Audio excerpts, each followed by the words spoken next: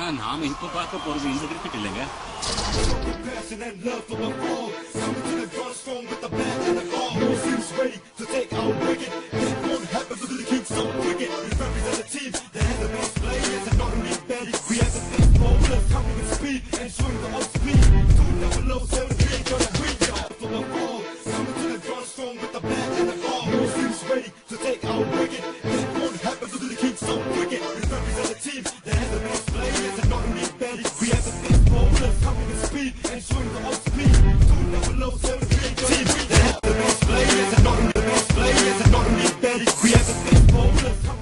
இவங்க எல்லாருக்குமே பொழுதுபோக்கு, full time job, part time job இந்த கிரிக்கெட் தாங்க.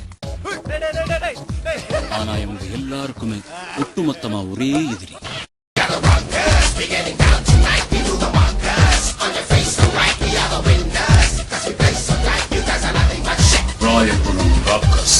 இவன் பழனி சூப்பர் பேட்ஸ்மேனுங்க, நிஜமாக சூப்பர் பேட்ஸ்மேனுங்க. ஆக்சுவலி எல்லாமே இவன் ரொம்ப நல்லா பண்ணுவான். வெற்றிகரமா 6 வருஷமா காலேஜுக்கு போயிட்டு வந்துட்டு இருக்கான். ஏன்னா இவன் ரொம்ப படிப்பான். இவன் தான் சீனு, ஆல் ரவுண்டர்னு சொல்லிக்கிட்டு தெரியுவான். ஏதாவது எப்பாவது ஒரு மேட்ச்ல அடிப்பான், அவ்வளவுதான். கேட்ச் பிடிக்கிறதுல இவர் புலி. இம்ரானுக்கு பாடி பில்டிங்னா உயிர். கிரிக்கெட் எது வரும், அடிதடினா ஃபர்ஸ்ட் நிப்பான். இவர் தாங்க கார்த்திக், நம்ம ஷார்க்ஸ் டீமோட கேப்டன். நிஜமாவே சூப்பரான ஆல்ரவுண்டர். ஃப்ரெண்ட்ஸ்க்காக என்ன வேணாலும் செய்வான். ஆனா இவன் என்ன வேலை செய்யறான்னு யாருக்கும் தெரியாது. உதய் முக்காவாசி நேரம் வாய் கொடுத்து சுனாக்கிப்பான்.